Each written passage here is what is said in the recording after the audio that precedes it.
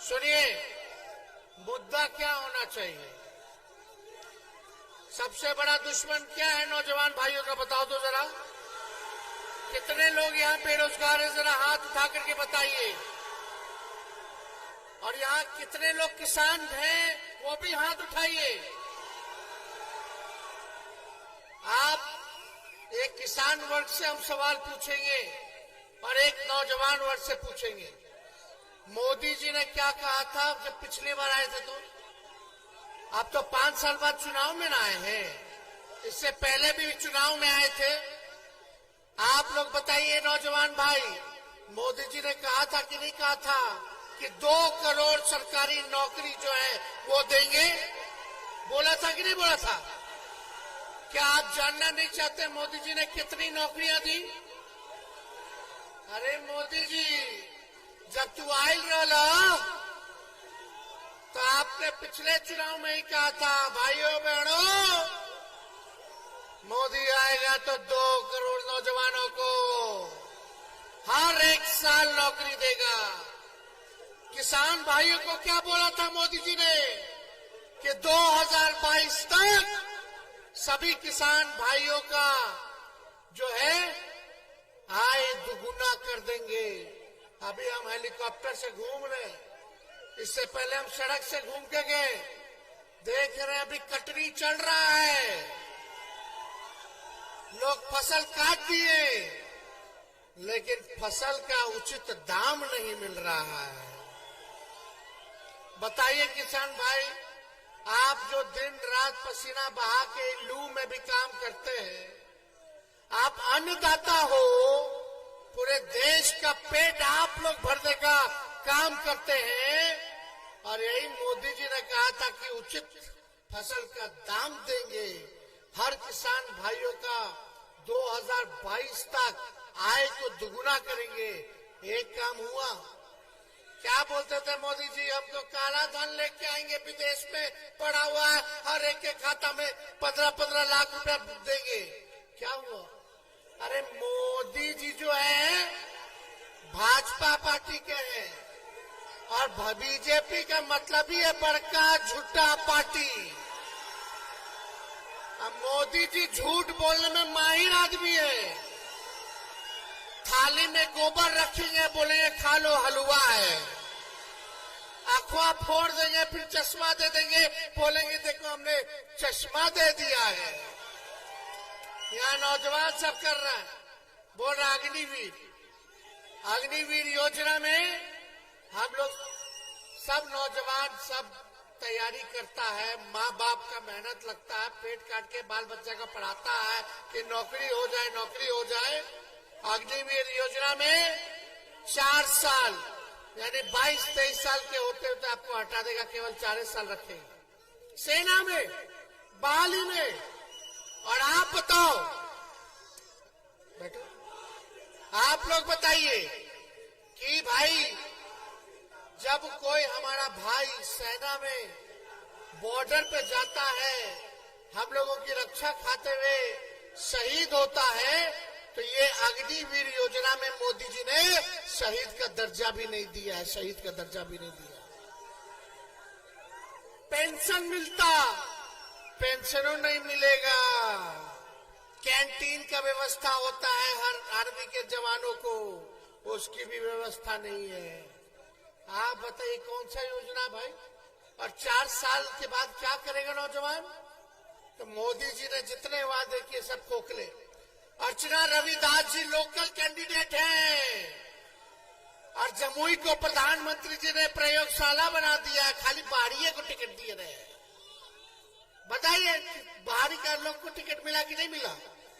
मोदी जी हमको बोलते कि परिवारवादी है तेजस्वी, तो चिराग पासवान क्या है भाई? अब चिराग पासवान जी ने अपने जीजा जी को टिकट दे दिया है,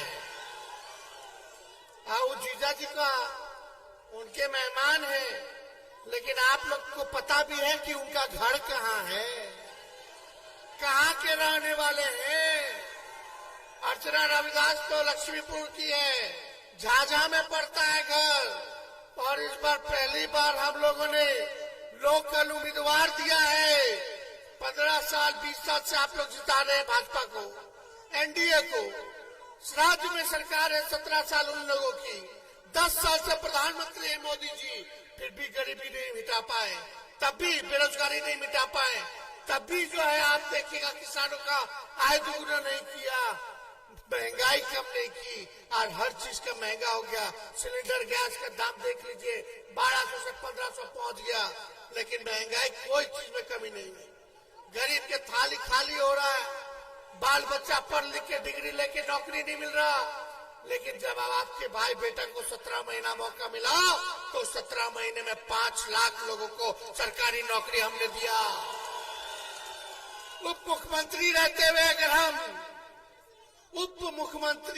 हुए अगर हम 17 महीना में 5 लाख लोग को सरकारी नौकरी दे सकते हैं, तो 5 साल अगर हमको मौका दीजिएगा मुख्यमंत्री बना करके, तो कितने लोगों को रोजगार और नौकरी देने का काम करेंगे।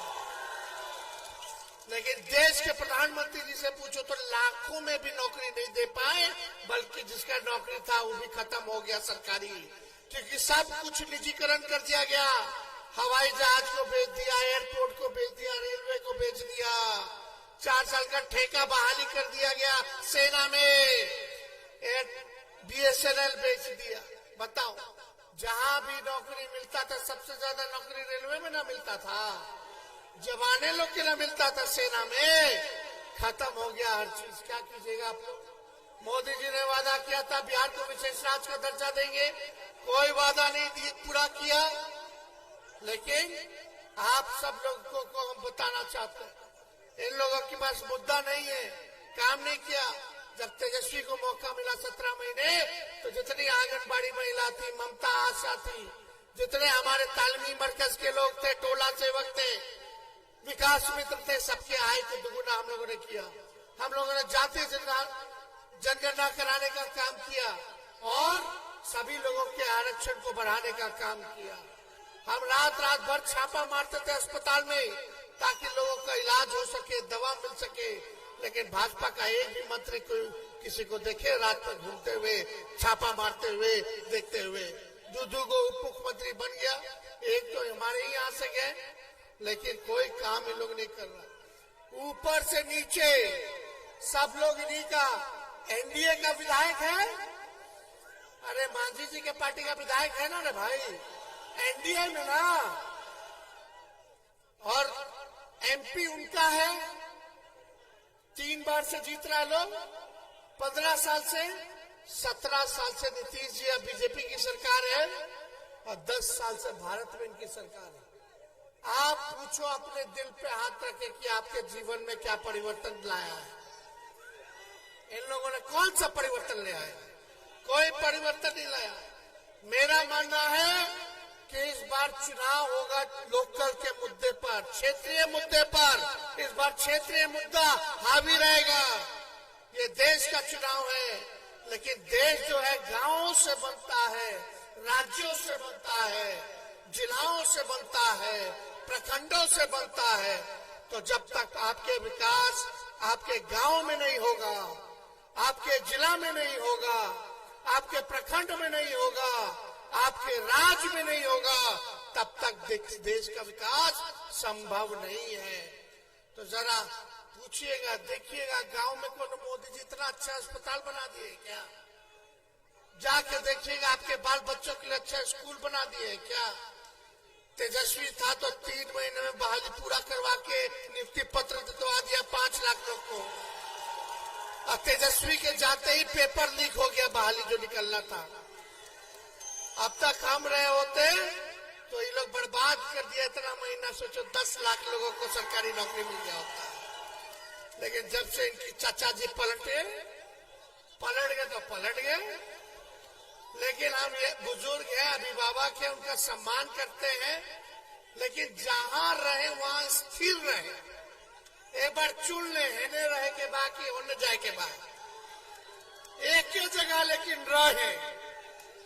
बताओ, 3 साल हुआ, 3.5 साल बिहार सरकार को, 20 में ना हुआ था चुनाव, अगला नवंबर में ना चुनाव है, अगला साल, तो 3.5 साल में बैठो ना तुम, काले कमांडो, क्या कर रहे हो भाई? मानने वाला लोग मानेगा, नहीं मानेगा नहीं मानेगा। आप लोग सोचिए कि हम आप लोगों को बता रहे थे कि नीतीश जी इधर ही रहे या उधर रहे, वो तय कर ले, लेकिन स्थिर रहे। लेकिन 3.5 साल में 3 बार ओथ ले लिए। बताइए, हर साल ओथ ले रहे। इससे क्या बिहार का विकास होगा? क्या आप लोगों का भला होगा? और मोदी जी आते हैं यहाँ, कहते हैं कि मेरा गारंटी बहुत मजबूत है।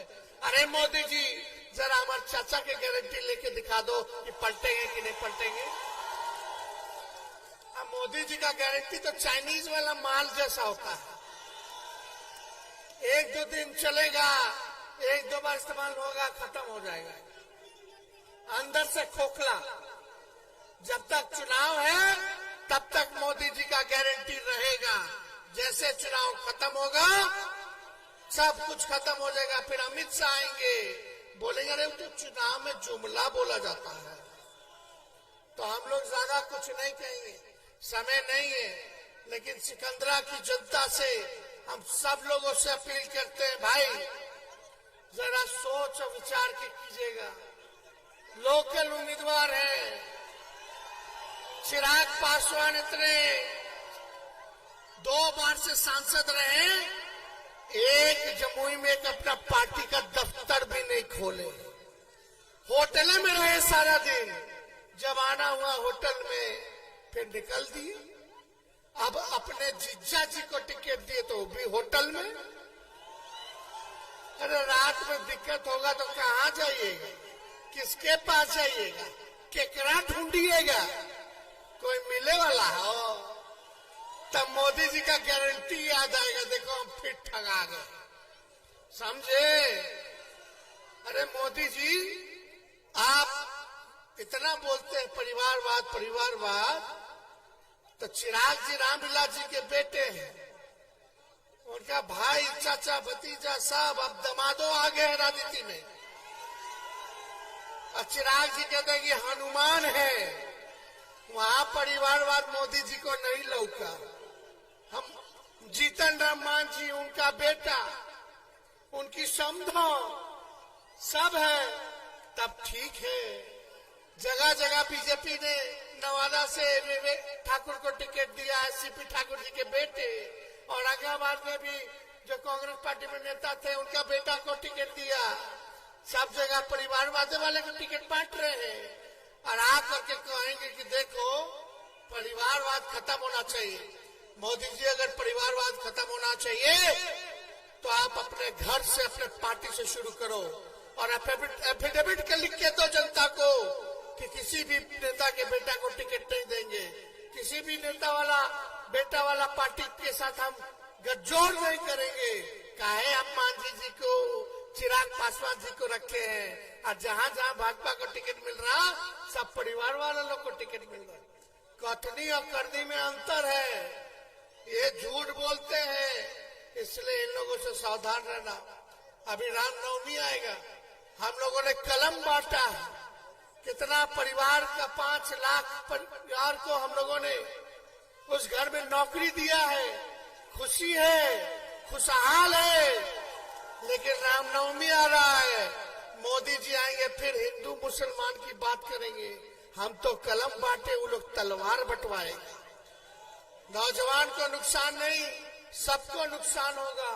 नफरत की राजनीति होगी, अगर दंगा फसाद होगा तो आपका भाई बेटा जेल जाएगा, फिर कराते रहिए बेल, अब बिना थाना में घूस दिए हुए होता नहीं है कुछ। आप परेशान, आपके माता बाबूजी, भाई बहन, पत्नी सब परेशान कि जेल चल गया लड़कवा, जेल चल गया, दंगा हुई था, अब घूस मांगेगा पुलिस वाला, आप फिर कोर्ट कचहरी जाइएगा, जिंदगी तबाह हो जाएगा 5 साल। अब मोदी जी फिर देखो नफरत फैला के राज करेंगे और आपको भोगना होगा। और जिसके घर में हमने नौकरी दिया, जो नौजवान का ब्याह नहीं हुआ था ब्याह हो गया। तो आपको कैसा सरकार चाहिए? नौकरी देने वाला कि कलम देने वाला कि तलवार देने वाला, अमन चैन कायम रहेगा, भाईचारा कायम रहेगी, तब हम लोग विकास कर सकते हैं। आपस में मिलकर रहिए और अर्चना रविदास जी को भारी मतों से जिताइए। जिताइएगा ना? दोनों हाथ उठा करके सब लोग बताइए, जिताइएगा ना? विजय का माला दे दे। बहुत बहुत धन्यवाद। जय हिंद, जय बिहार।